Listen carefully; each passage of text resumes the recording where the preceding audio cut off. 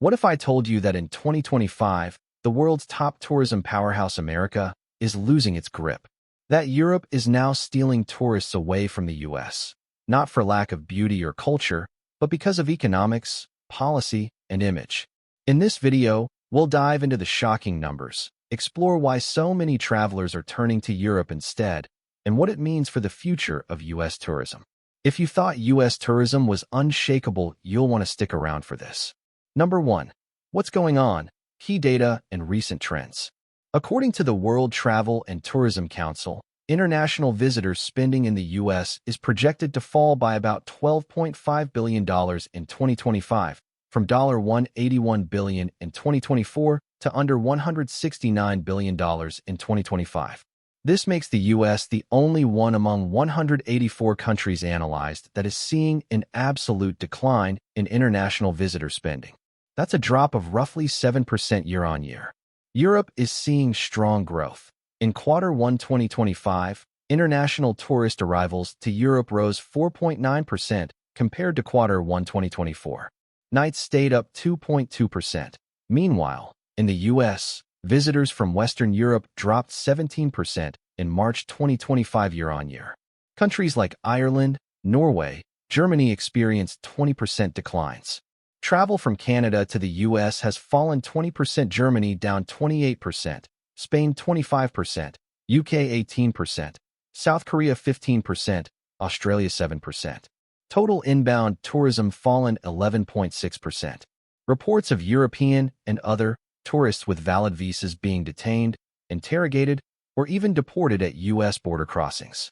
This has generated negative perceptions globally. Tighter border rules, harsh immigration policy rhetoric, visa integrity fees, proposed large bond requirements for certain visa categories, all contributing to traveler unease. Strong U.S. dollar makes U.S. a more expensive destination for many.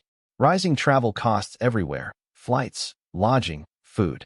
Many travelers perceive better value in Europe, especially off-peak or lesser-known destinations. Policy decisions under the Trump administration have sparked international backlash, tariffs, trade disputes, border policies, overall image issues. Number 2. Why Europe is more attractive right now. Many people inside and outside America are realizing that travel in Europe, even across multiple countries, can cost less than living in big U.S. cities. Example: a travel creator who spent 55 days across 14 European countries, $76/day, which was cheaper than a month's rent in Los Angeles. Price sensitivity.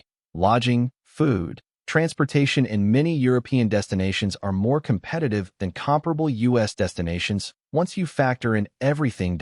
In many European countries, visa or entry formalities are simpler, less intimidating. Many have more welcoming border policies.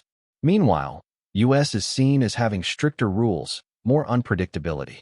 The image of the U.S. as being difficult for foreigners has grown. Concerns over immigration, customs, perceived unwelcoming climate in certain border crossings. Tighter security, more stringency. Europe has many hidden gems, becoming more accessible. U.S. has amazing alternatives too, but the expectation is high cost. Many potential tourists are rethinking travel due to global economic pressures. Inflation, cost of living increases, energy costs. For many outside the U.S., travel budgets are tighter. For Americans, domestic travel is becoming more preferred. Less hassle, lower travel overhead, rather than international travel, especially to distant or expensive places. Number 3. The consequences for the USA. The $12.5 drop isn't just numbers. It means lost revenue for hotels, restaurants, attractions, airlines, border towns. Regions heavily dependent on international visitors are hit hardest. Declines in inbound tourism can lead to layoffs in tourism service sectors, loss of business for tour operators, guiding services, small shops near tourist hubs, missed opportunities in cultural exchange, international goodwill, soft power. Tourism isn't just money, it's influence.